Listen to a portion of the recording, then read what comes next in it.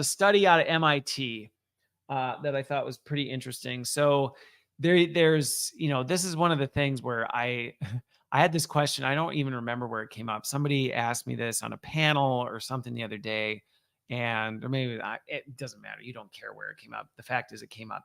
Somebody was like, "What should AI do?" And what should humans do? Like, where are humans better and where is AI better? And this is a really big question coming up in business and in life and everywhere. Everybody's trying to figure it out.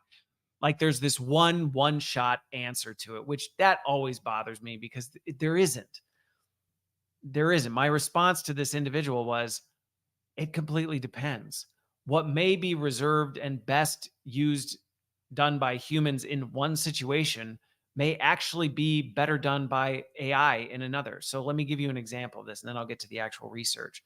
So some people are like, interpersonal skills, anything interpersonal, it's better for humans than AI. Universally, if it's a human to human interaction, it should always be humans, not AI. Wrong. Wrong. That is not true.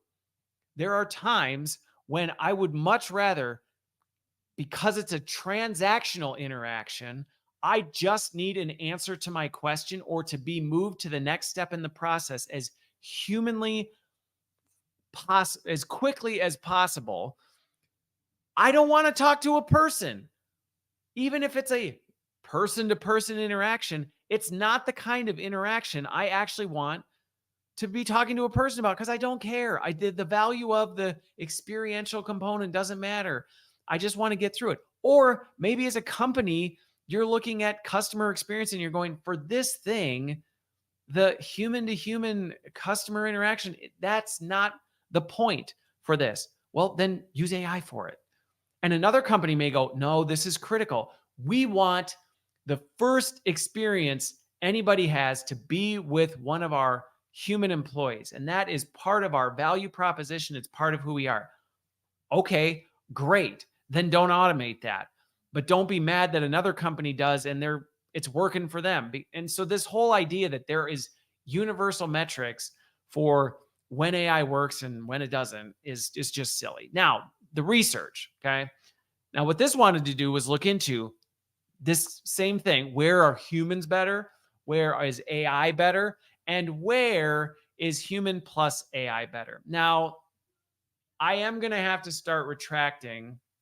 Well, actually, no, I'm not. I'm not going to retract this because one of the things I say all the time is humans plus AI is always better. Now, this research is going to make it seem like, aha, Christopher, you got to eat your words because the research shows humans plus AI is not always better.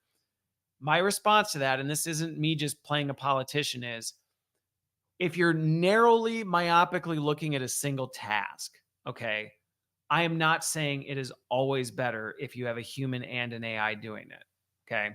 If you're being super surgical and myopic, like scanning 300 pages and writing up a one-page summary of something, can a human plus an AI in doing that, is that better than just AI doing it?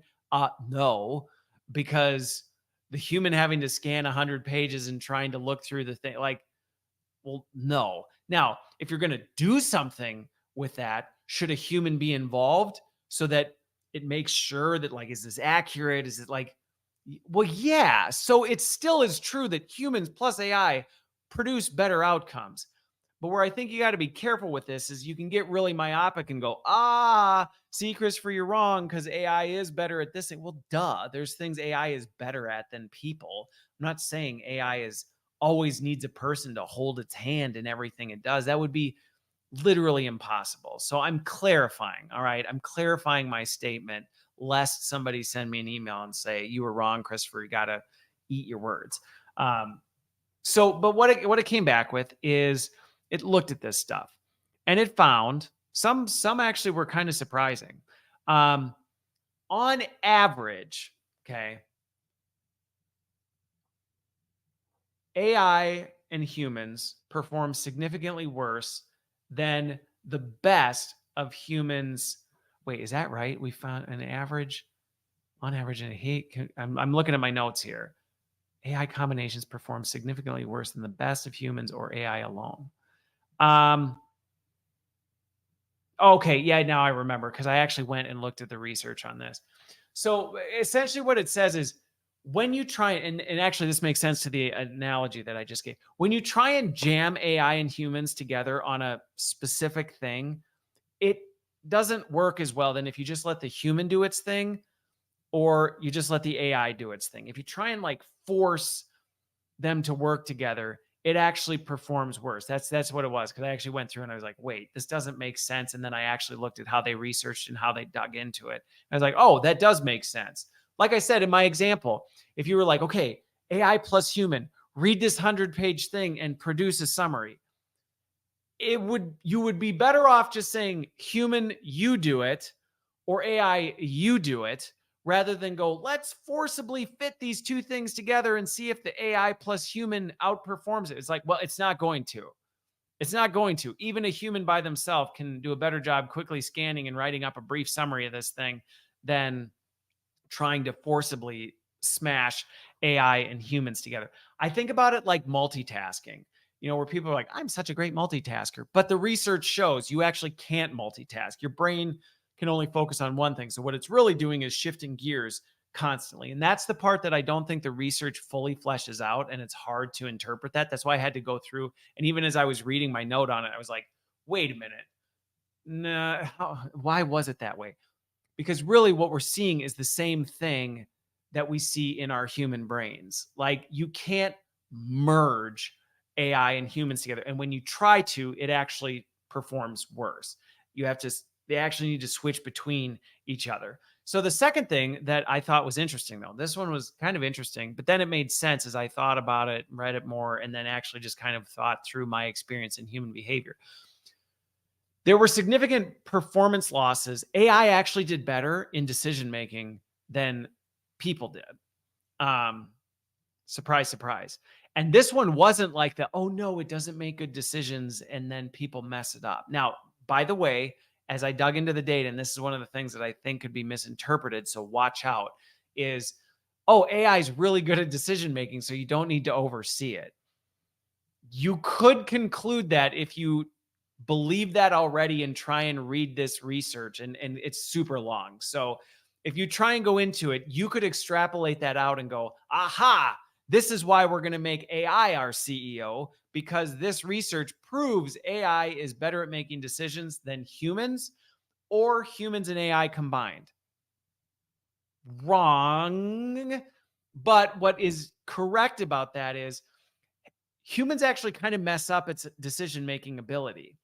Because in some ways, AI will do something based on empirical data and all this other stuff. And then it comes along and humans have this tendency to go, I lead with my gut. I lead with this. And I know AI is telling me, all the research and data is telling me that this is the right decision to make. But my decades of experience tell me that that's stupid based on butterflies in my tummy. So never mind AI. And then the research shows like, well, you idiot. Like, no, AI outperformed you. You actually messed it up. And so in some ways, I think this is where it is good that we do lean on AI for decision making. It's the research to me actually validates that it is good to lean on AI for this because it does a good job analyzing data and coming up with this. Now, this is why I wouldn't just say, so make AI your CEO and then call it a day. Somebody has to look at what data is going in there.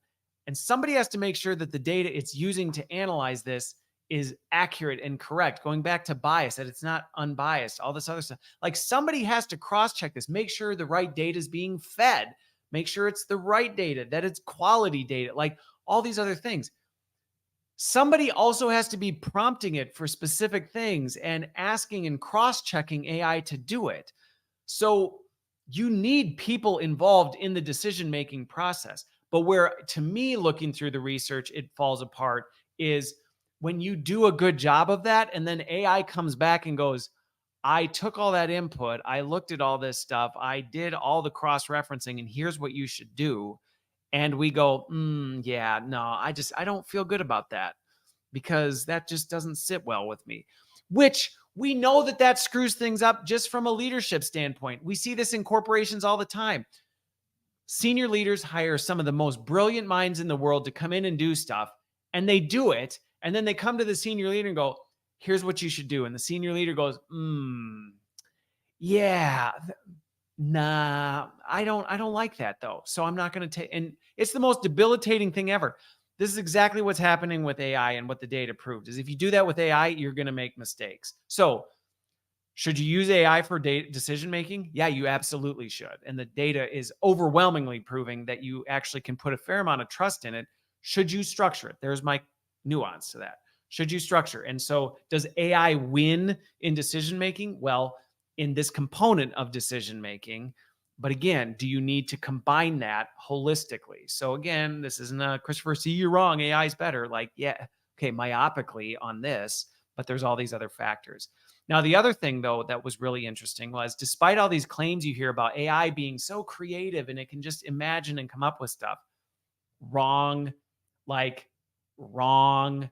It was not at all. It found massive, humans just crushed it, absolutely crushed it when it came to creativity and coming up with new ideas and whatever. Now, once again, though, you could go, aha, see, AI will never touch creatives. Wrong. AI needs to be prompted. Humans are good at creativity and coming up with things. Humans work well when they then have AI to take that creativity and do something with it. So that's where reading the research, and gosh, I already have seen I've seen articles on both extremes of this, cherry picking data out of here and not thinking holistically about it and going, see, creatives are immune from AI. No, they're not. And it will change your work and it will affect things. I've seen other ones go, AI can do all your decisions for you. You don't even need people anymore. Wrong, and go that path in your peril. And so it's frustrating actually having dug into the research and going, yeah, I mean, there's some interesting findings in here, but the at the root of it, it's still very consistent with the things I've been seeing and saying and observing for a very long time. Now, one of the final things that it came out with that I thought was really, really interesting was when humans outperformed AI alone. So, like in this, and this was really interesting.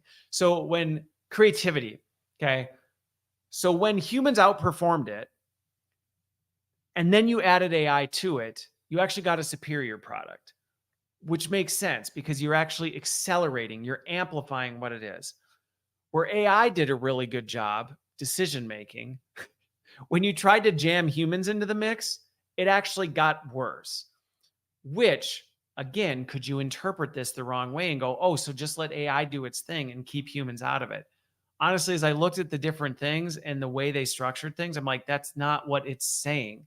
But what it's saying is, like the example I used, AI does this comprehensive research and comes back with a decision, and then humans go, yeah, well, that's not the way I would have done it, and that's not the conclusion I came to. So I'm going to go with my gut. Yeah, it was exponentially worse of an outcome versus on the creative side, humans are creative. They bring AI alongside, and there's even greater gains when AI. Well, that makes sense.